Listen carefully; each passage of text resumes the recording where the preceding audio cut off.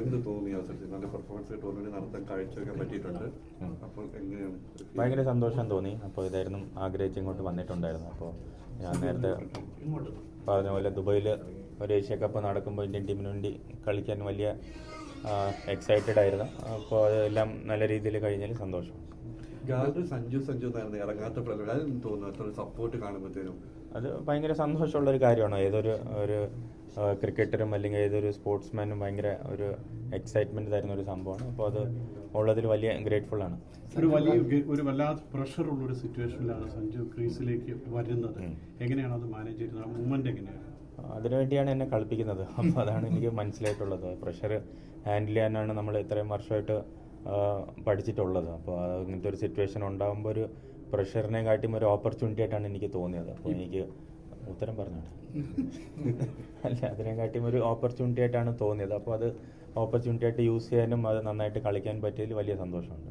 Position സംബന്ധിച്ച ഈ ഒരു മാറ്റങ്ങൾ അത് സഞ്ജുവിന് ഒരു സ്ട്രെസ് ഫാക്ടറായിട്ട് മാറിയായിരുന്നു. എങ്ങനെയായിരുന്നു അത്? അതെ, ഞാൻ നേരത്തെ പറഞ്ഞ പോലെ നമ്മുടെ ലാലേട്ടൻ്റെ ആ ഒരു ആറ്റിറ്റ്യൂഡ് അങ്ങ് എടുത്തിട്ട് അപ്പോൾ നമുക്ക് ഏതൊരു റോളും എടുക്കാം, ഏതൊരു റോൾ എവിടെ കളിപ്പിച്ചാലും നമ്മൾ മനസ്സിൽ ആ ഒരു അക്സെപ്റ്റൻസ് വന്നാൽ പിന്നെ വലിയ കുഴപ്പമില്ല. അപ്പോൾ നമ്മൾ സാധാരണ കളിക്കണമല്ല, ആദ്യം തന്നെ പാടിയിട്ട് അങ്ങ് പോകുന്നതിനെ കാട്ടിയും കുറച്ചുകൂടെ വെയിറ്റ് ചെയ്യുക. ടീമും കോച്ചും ആവശ്യപ്പെടുന്നതനുസരിച്ചുള്ള റോള് ചെയ്ത് കൊടുക്കുക. അപ്പോൾ ആദ്യം പോയപ്പോൾ ശ്രീലങ്കയായിട്ടുള്ള മത്സരത്തിൽ കുറച്ച് പെട്ടെന്ന് അടിക്കണമെന്നായിരുന്നു. അപ്പോൾ അങ്ങനെ അവിടെ ചെയ്യാൻ പറ്റി. അപ്പോൾ ഈ മാച്ചിൽ കുറച്ച് സ്ലോ ആയിട്ട് കളിക്കാൻ, പാർട്ട്ണർഷിപ്പ് ബിൽഡ് ചെയ്യാനായിരുന്നു അവരുടെ ഇൻസ്ട്രക്ഷൻ. അപ്പോൾ അത് അനുസരിച്ച് ചെയ്യാനുള്ള ഒരു എക്സ്പീരിയൻസ് എനിക്ക് ഉണ്ടായിട്ടുണ്ട്. ദൈവം സഹിച്ച ഒരു 10 വർഷമായിട്ട് ഇന്റർനാഷണൽ ക്രിക്കറ്റിൽ ഇൻ ആൻഡ് ഔട്ടായിട്ട് കളിക്കുന്നുണ്ടല്ലോ. അപ്പോൾ കുറേ കളിക്കുകയും കുറേ കളി പുറത്തിരുന്ന് കണ്ടിട്ടുമുണ്ട്. അപ്പോൾ അങ്ങനത്തെ ഒരു എക്സ്പീരിയൻസ് ഉള്ളതുകൊണ്ട് ഇതൊക്കെ ചെയ്യാൻ പറ്റുമെന്നുള്ളൊരു വിശ്വാസമുണ്ട്. കപ്പ് സംബന്ധിച്ച് ഇപ്പോഴും ഒരു കൺഫ്യൂഷൻ നിലനിൽക്കുന്നത്, അത് കിട്ടിയോ കിട്ടില്ലേ എന്നുള്ളത്. എന്തായിരുന്നു അവിടെ സംഭവിച്ചത്? ചേട്ടനല്ലായിട്ട് അറിയണം. കുറച്ച് എന്നെയും കാട്ടി അറിയേണ്ട ചേട്ടനായിരിക്കുമല്ലോ. അല്ല, നമ്മളവിടെ അകത്തില്ലല്ലോ, പുറത്തല്ലേ. പുറത്തുള്ളവരാണല്ലോ എല്ലാം കാണുന്നത്.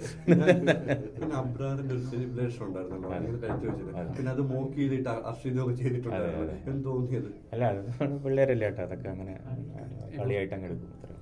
ഓസ്ട്രേലിയയുമായുള്ള മാച്ചിലുള്ള ടീമിൽ ഇടം പിടിക്കും എന്ന സൂചനകൾ ഇങ്ങനെ റിപ്പോർട്ടുകൾ വരുന്നുണ്ട്. അപ്പോൾ എന്താണ് സഞ്ജുവിന്റെ പ്രതീക്ഷ? എങ്ങനെയാണ് നോക്കാൻ ചേട്ടാ? നമ്മൾ ഉണ്ടെങ്കിൽ സന്തോഷമായിട്ട് പോയി കളിക്കാനാണ്.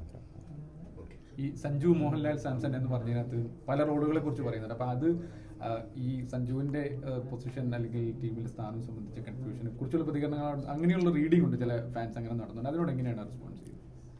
റീഡിംഗ് മനസ്സിലായില്ല. അതായത് സഞ്ജു മോഹൻലാൽ സാംസൺ, അതായത് ഏത് റോള് പറഞ്ഞാലും അതിനൊക്കെ റെഡിയാണ്, വില്ലനായും അല്ലെങ്കിൽ ഏതായാലും ചെയ്യുന്ന റോളിലേക്ക് റെഡിയാണെന്ന് സഞ്ജു പറഞ്ഞല്ലോ. അപ്പം അത് ടീമിൽ പലപ്പോഴും സഞ്ജു കളിക്കുമെന്ന് പ്രതീക്ഷിച്ച സമയത്ത് സഞ്ജു ഉണ്ടായിരുന്നില്ല പല മാച്ചുകളിലും. അപ്പം അതിനോടുള്ള പ്രതികരണം കൂടിയാണ് എന്ന് പല ഫാൻസും കരുതുന്നുണ്ടായിരുന്നു. അപ്പം അതിനോട് എങ്ങനെയാണ് പ്രതികരണം? ഇല്ല, എല്ലാ സിനിമയും കിട്ടില്ലല്ലോ. നമുക്ക് ചില സിനിമകളെ കിട്ടിടത്ത് കിട്ടത്തുള്ളൂ. അപ്പോൾ അതിൽ പല റോളുകൾ കിട്ടും, അതങ്ങ് ചെയ്യാൻ നോക്കുക. കിട്ടാത്ത റോള് വീട്ടിലിരിക്കാൻ നോക്കുക. അത്രയും സിമ്പിളാണ്. ക്രിക്കറ്റർ ആയില്ലെങ്കിൽ സിനിമയിൽ അഭിനയിക്കായിരുന്നു നേരത്തെ പറഞ്ഞു. ഇനി സിനിമ മോഹങ്ങളുണ്ടോ?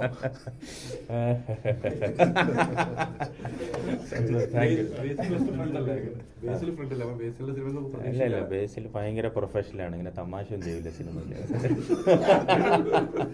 Thank you.